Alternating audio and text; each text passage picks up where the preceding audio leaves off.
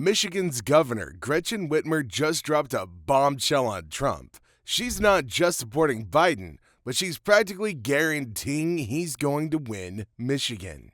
Governor Gretchen Whitmer is standing firmly behind President Biden, and she's not mincing any of her words. But here's the thing, Whitmer's confidence comes at a time when many are questioning Biden's chances. His recent debate performance didn't exactly wow the crowd either. So what's the deal? Is Whitmer seeing something others aren't, or is this just political posturing? With Michigan being a key battleground state, her prediction could carry some weight. Biden's showing in the debate wasn't exactly a home run. In fact, many observers described it as halting and uneven. It's not the kind of performance you want when you're trying to win over voters in a crucial state like Michigan. Even friendly media voices had some tough words for the president. While some people are questioning his age, even Barack Obama, one of his close friends and allies, is starting to question if the party should have him as their face. But it's not just the media that's worried. Some Democrats are starting to sweat, too. They're concerned that Biden's debate performance might have exposed some weaknesses. The fear is that these issues can make him less competitive against former President Trump in a head-to-head matchup. Now here's where things get really interesting. Some of Biden's own team members are sounding the alarm. One campaign official didn't pull any punches, saying he needs to drop out. He'll never recover from this. That's a pretty shocking statement from someone inside the campaign. Another source close to Biden's re-election effort called the situation unsustainable. They're worried about more than just the debate. There are concerns about Biden's cognitive abilities, struggles with fundraising, and not so great polling numbers. But not everyone's ready to throw in the towel. Former House Speaker Nancy Pelosi is sticking by Biden's side. She thinks voters will focus more on Trump's dishonesty than on Biden's debate performance. Pelosi described the debate as being full of Trump's lies. So what do you think? Did Biden just have a bad day, or is he really getting too old? Let me know what you think in the comments below. Despite all of the doom and gloom, Biden's campaign is trying to stay positive. They're reminding everyone that they've overcome setbacks before and arguing that Biden can still pull off a win. So what does all of this mean for Michigan voters? Well, that's the big question right now.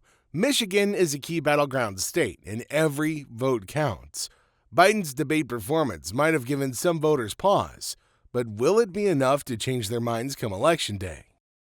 Now, you might be wondering why Michigan carries so much weight. Well, it's simple. The state's 16 electoral votes can make or break a candidate's path to the White House. That's why both parties are pouring so much time and resources into winning over Michigan voters.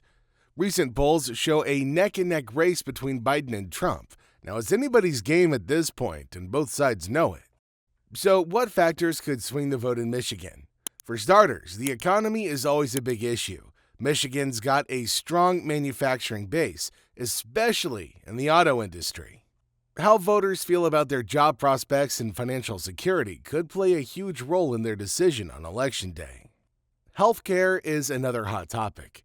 Michigan voters care a lot about access to affordable healthcare, and both candidates have very different plans on this front. Whoever can convince voters they've got the better healthcare strategy might just edge out the competition.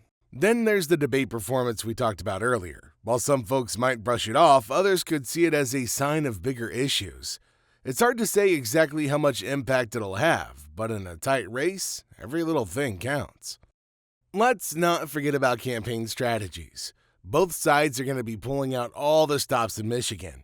We're talking rallies, ads, door-to-door campaigning, the works.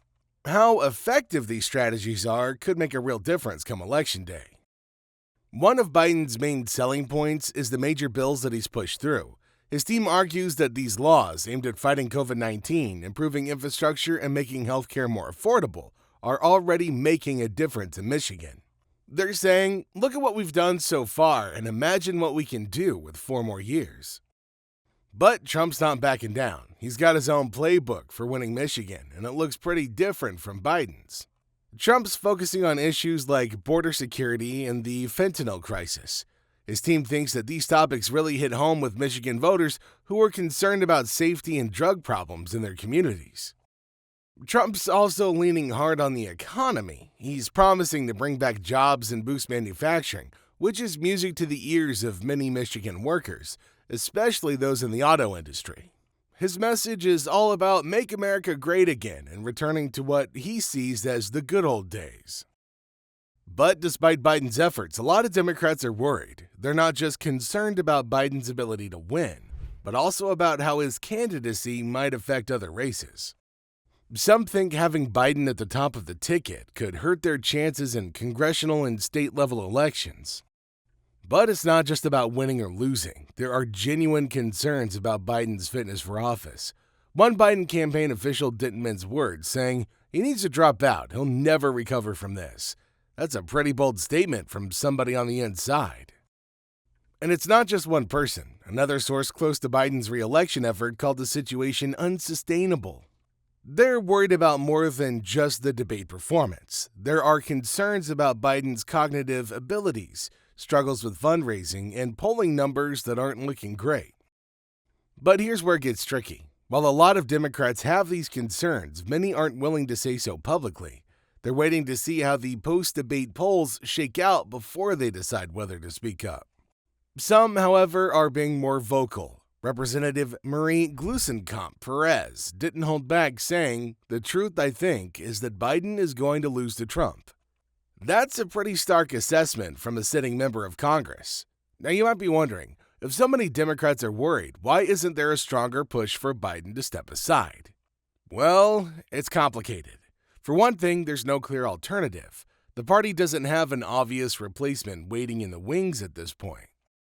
Plus, many party leaders are still backing Biden publicly. Former House Speaker Nancy Pelosi, for example, is sticking by him. She thinks voters will focus more on Trump's dishonesty than on Biden's shortcomings. And then there's the loyalty factor. Biden's been a fixture in Democratic politics for decades. Many in the party feel they owe him their support, even if they have some private doubts. So what's the party doing to deal with this divide? Well, they're trying to put on a united front.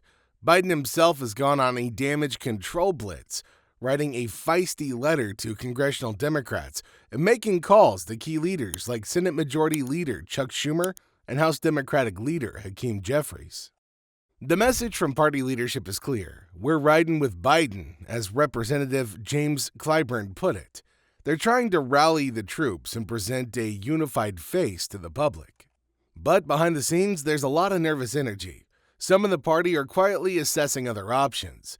There's even been talk of considering Vice President Kamala Harris as a potential replacement candidate, though that's still very much in the realm of contingency planning.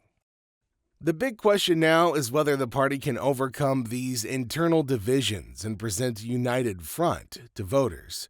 With Michigan and other key states up for grabs, Democrats know they can't afford to let their internal conflicts spill out into the open. Let's take a closer look at what's happening on the Republican side. After Biden's debate performance, many GOP voters are feeling more energized than ever. They're not just hopeful, they're downright excited about their chances in the upcoming election. This boost in Republican morale isn't just a gut feeling. We're seeing real evidence of it in voter reactions. Take Dominic Bashford from Florida, for example. He previously voted third party, but now he's fully backing Trump. Why? Bashford felt Trump came across as much more presidential during the debate compared to 2016. Even some independent voters are leaning towards Trump after the debate. Eric Kaiser, an independent voter, said Biden looked old and feeble during the face-off. While he described Trump as a psychopathic liar, Kaiser still felt Trump seemed more in control. This shift in voter sentiment isn't limited to a few individuals. We're seeing it reflected in polls, too. The AARP poll showed Biden trailing in Wisconsin, a state that was previously considered a strong battleground for him. This could be a sign of changing tides in other key states like Michigan. Republican confidence is also getting a boost from the struggles on the Democratic side. There are growing concerns among Democrats about Biden's ability to articulate his victories and lead effectively. His debate performance has only amplified these worries. But it's not just about perception. The Republican enthusiasm is translating into cold, hard cash. Trump's campaign is seeing a surge in fundraising efforts post-debate. Meanwhile, Biden's campaign is struggling to keep up, facing what some describe as a dearth of fundraising. This financial advantage could give Republicans a significant edge in battleground states like Michigan. More money means more ads, more rallies, and a stronger ground game, all crucial factors in swinging undecided voters. As we get closer to Election Day, both campaigns will be working overtime to win over these undecided voters and solidify support from their bases. They'll need to address concerns about age and ability while also focusing on the issues that matter most to Michigan voters. In the end, the outcome in Michigan might come down to which candidate can better connect with voters' concerns and inspire confidence in their leadership. It's a tall order, and both Biden and Trump have their work cut out for them in the Great Lakes state. So what are your thoughts on all of this? Make sure you let me know in the comment section down below. Don't forget to like and subscribe, and I'll see you in my next video.